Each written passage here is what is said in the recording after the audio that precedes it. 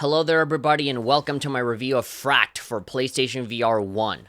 TLDR, I didn't like it. I thought it was super disappointing and really frustrating to play. The story sucks, there's zero variety in terms of enemies, weapons, or game mechanics. It feels like a generic PlayStation 2 game that got a VR mod later. If for some reason you still have a PlayStation VR 1 headset and you're looking for something interesting to play, you're not gonna find it here.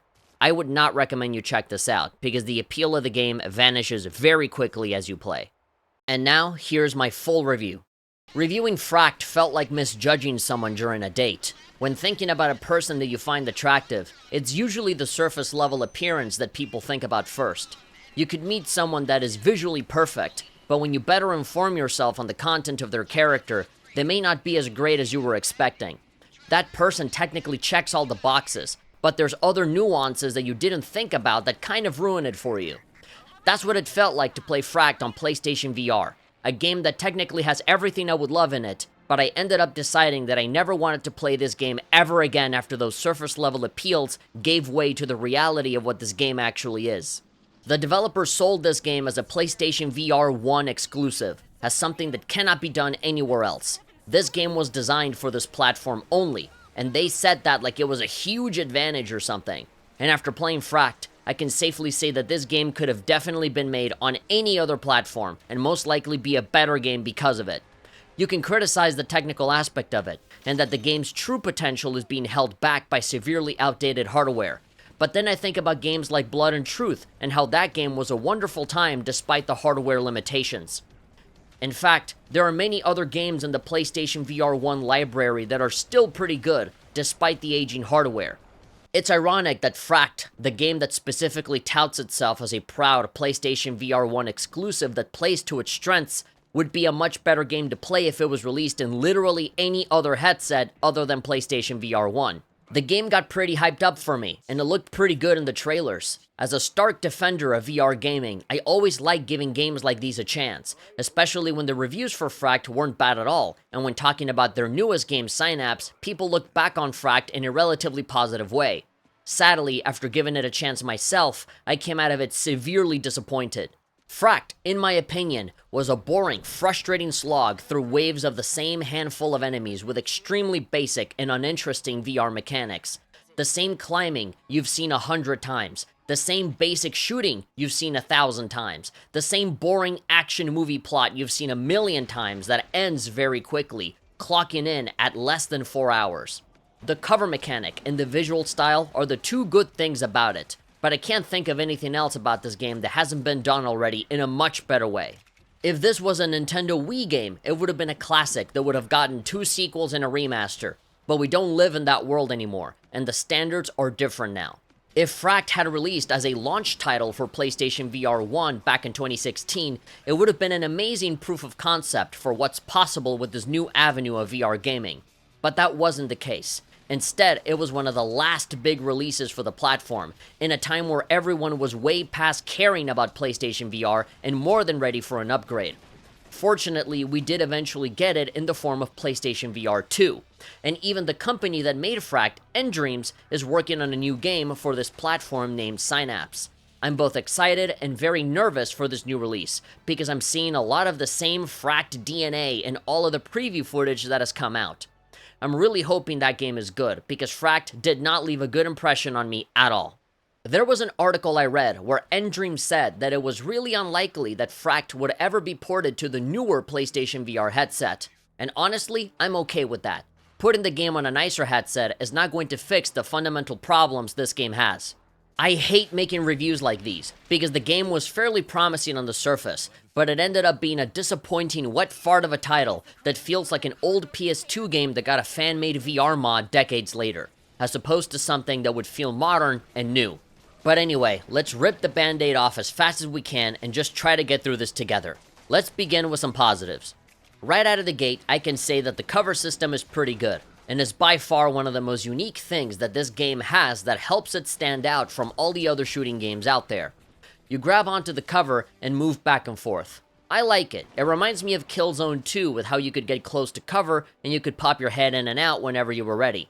I like that you can see your bullets through the magazine, and I also like how fast you can reload.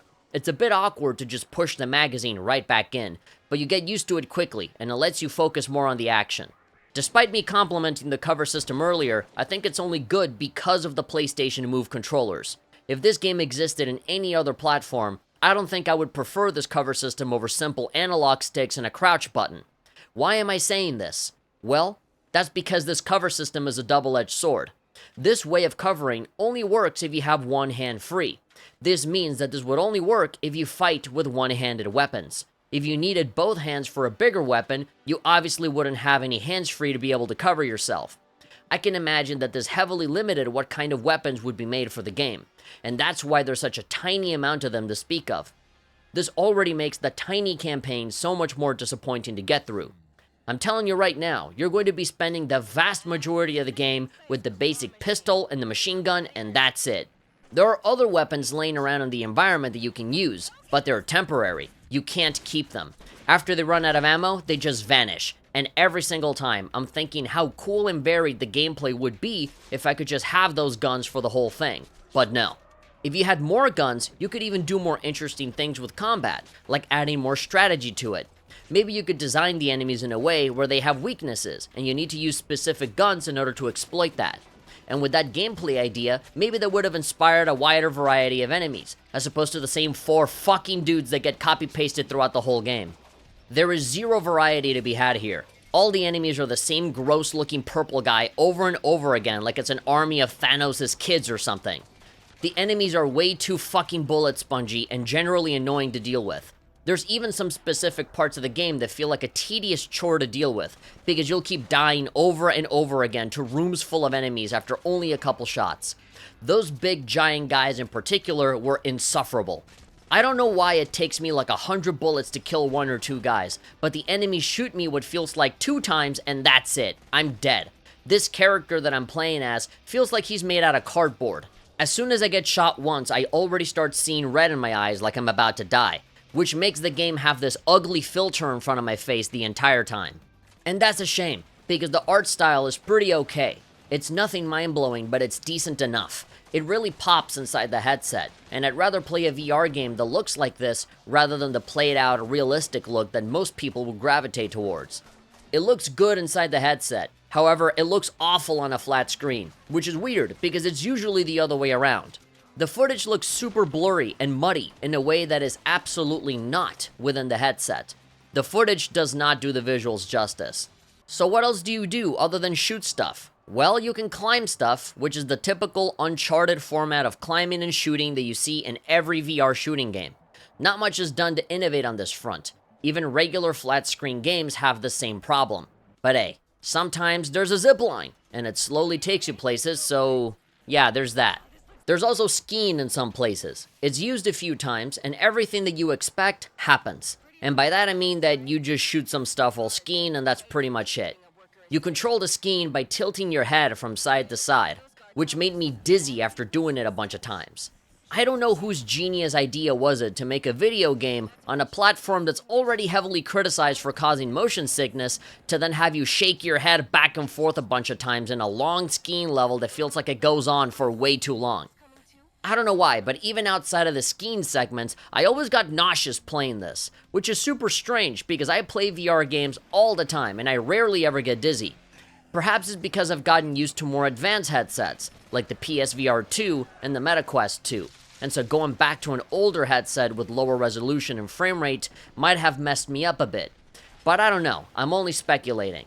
I don't think even that's a good excuse, because I've been playing other PSVR 1 games recently, like Skyrim, Wipeout, and Blood and Truth, and I don't recall getting dizzy there either. But I don't know, there's just something about this game that leaves me dizzy and upset by the end of it. Thank God we have analog sticks now that allow for easier movement. Sadly, Fracked has to deal with the PlayStation Move controllers, which were never ideal for this kind of game. Initially, the controls are not difficult to use, but that's only because there's a small amount of enemies at the start. Later on, the game quickly boils down to just overwhelming you with too many enemies in one place. And amongst all the panic and pressure, wanting to do faster movements will end up with you messing up and dying more often, especially with how slow the walking speed is. And running is barely any faster, by the way. A part of me feels that it's a good thing that my character moves so slowly. That way, I can avoid having to listen to the characters talk for as long as I can, because the story sucks.